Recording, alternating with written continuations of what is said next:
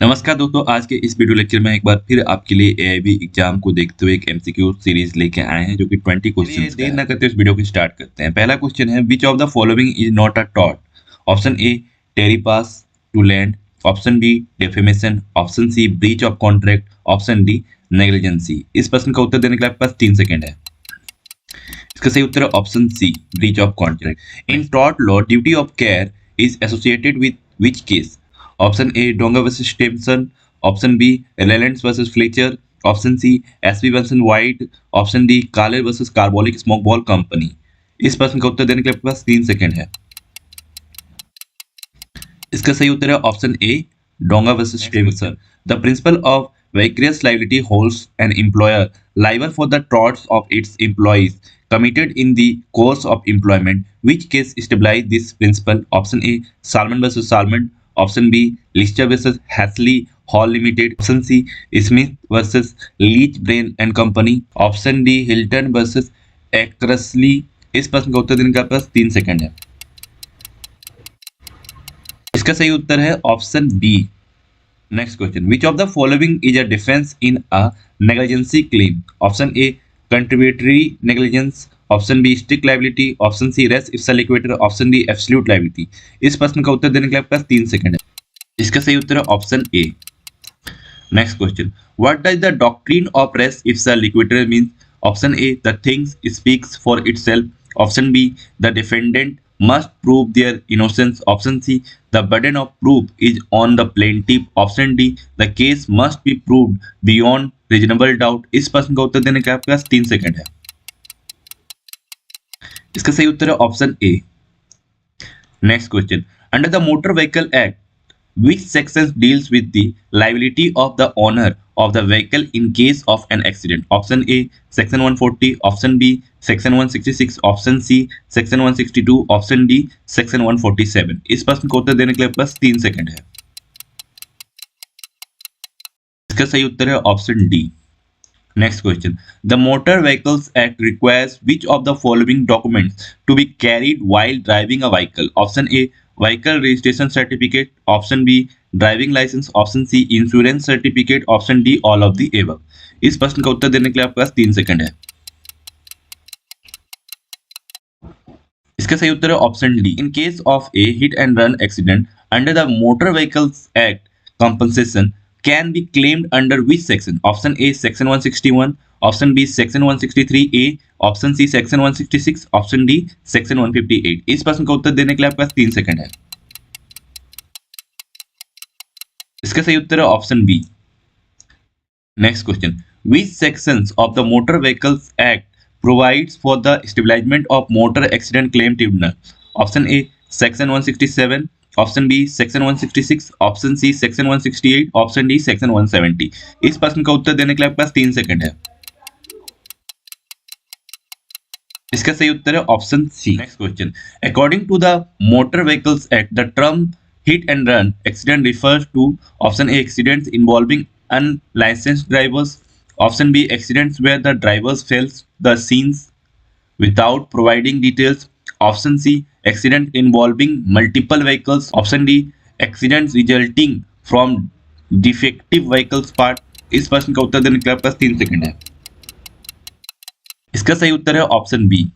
Next question, under the consumer protection act who can file a complaint? Option A consumer, option B a consumer association, option C the central government, option D both A and B. इस प्रश्न का उत्तर देने के लिए आपके पास 3 second है।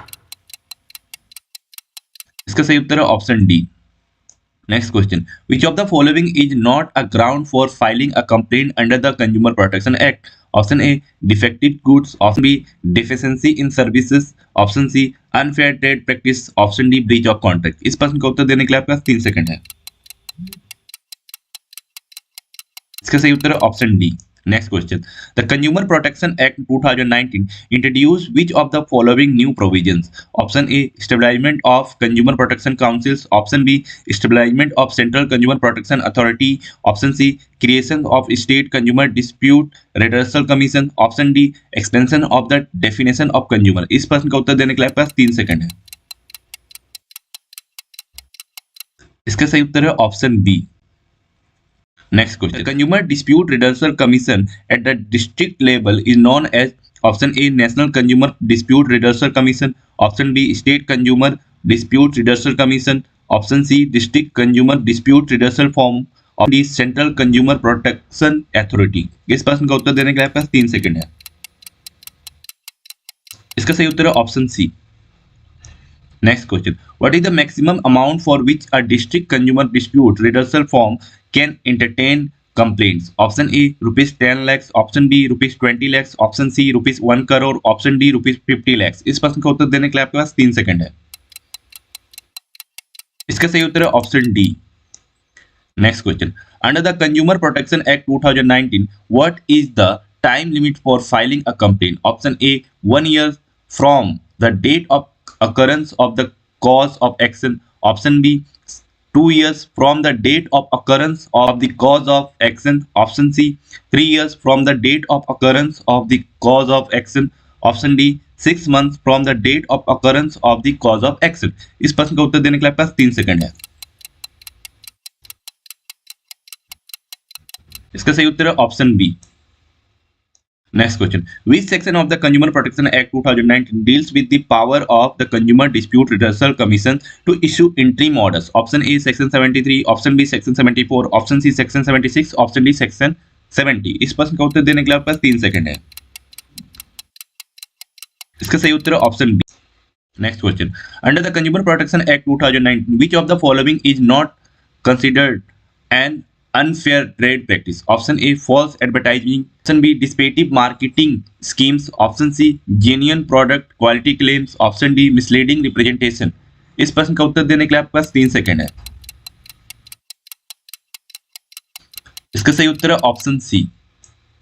Next question, in case of a defect in goods which remedy is available to the consumer under the consumer protection act, option A replacement of goods, option B refund of the price paid, option C repairs of goods, option D all of the above। इस प्रश्न का उत्तर देने के लिए आपके पास 3 second है।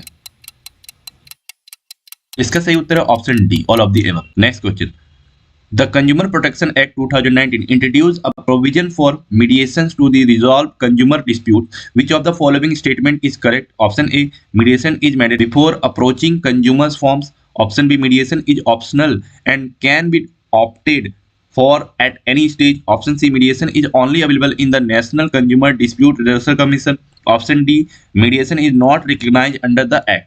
इस प्रश्न का उत्तर देने के लिए आपके पास 3 सेकंड है। इसका सही उत्तर है ऑप्शन बी। इसी के साथ ये वीडियो लेक्चर समाप्त होता है दोस्तों। अगर आपको ये वीडियो पसंद आया है तो हमारे इस वीडियो को लाइक कीजिए, इस चैनल को सब्सक्राइब कीजिए और ज़्यादा से शेयर करें। धन्यवाद दोस्तों।